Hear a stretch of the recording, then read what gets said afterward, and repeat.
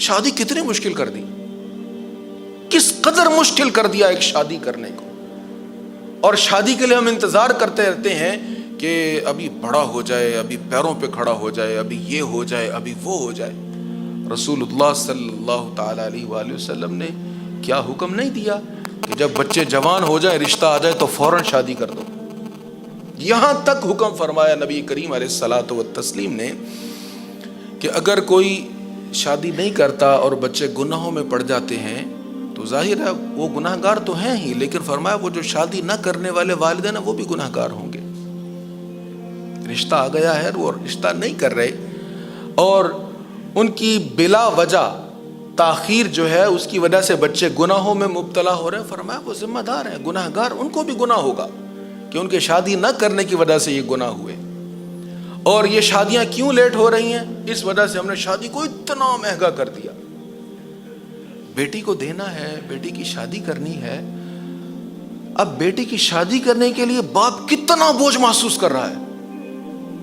آج ہم سب اس تکلیف کو محسوس کر رہے ہیں، لیکن کبھی اس بات کی ہم نے مذمت نہیں کی کہ یار تیرا بیٹا خوب روح ہے، باصلاحیت ہے، یہ کما سکتا ہے، بہترین آمدنی ہے اس کی، تجھے کیا ضرورت ہے اتنا لمبا چوڑا جہیز لینے کی.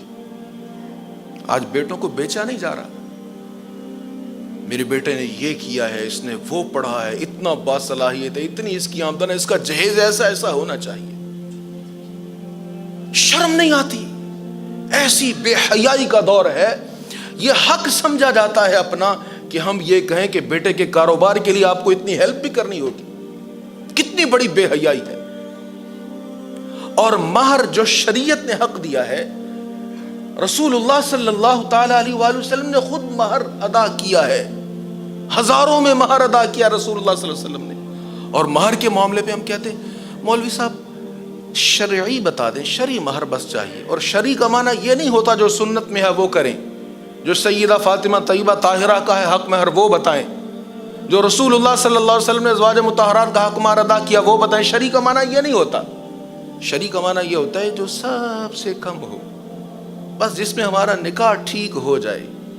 جی کم سے کم کیا ہوتا ہے جی 10 درہم، بس 10 درہم کا بنایا جی، جو 2-4 ہزار بنتا بس وہ دے دے.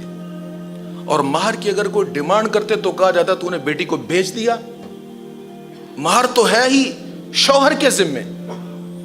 اور مسلم معاشروں کا یہ حسن ہے کہ مہر کی رقم سے جو چیزیں بیٹی والوں کے ذمہ ہوتی ہیں، جہیز لانا، سامان لانا، فرنیچر لانا، کروکری لانا، یہ سب لڑکے کے ذمہ ہے. وہ مہر ادا کر اور مہر میں سے بیٹی چاہے تو اس کو پرچیز کر لے. یہ مسلم معاشروں میں ہوتا ہے. اور ہم نے سارا معاملہ اس کے الٹ کر دیا ہے. وہ جو بیٹی دے رہا ہے وہ بیٹی بھی دے رہا ہے، وہ ڈیمانڈز بھی پوری کر رہا ہے، اور وہ جہیز بھی دے رہا ہے، اور اس کا سر پھر بھی جھکا ہوا ہے. یہ بے شرمی نہیں ہے.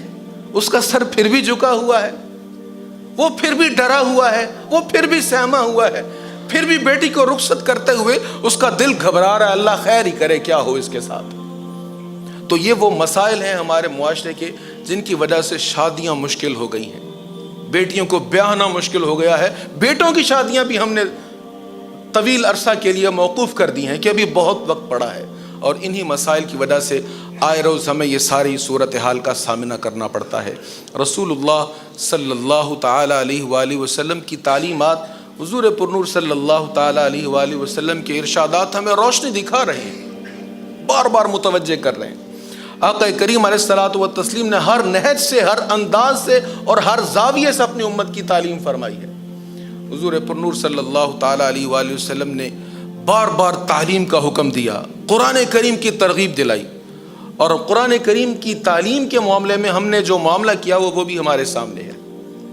قرآن کریم کے احکامات جیسے میں نے شروع میں عرض کیا کہ اگر پردہ کی کوئی بات کریں تو بڑی حیرانگی سے دیکھا جاتا ہے. اور پردہ کی تلقین کرنے والوں کو فنڈامنٹلسٹ کہا جاتا ہے، فنڈو کہا جاتا ہے، بنیاد پرست کہا جاتا ہے، دقیانوس کہا جاتا ہے. حالانکہ یہ وہ حکم ہے جو قرآن کریم نے بار بار دیا ہے.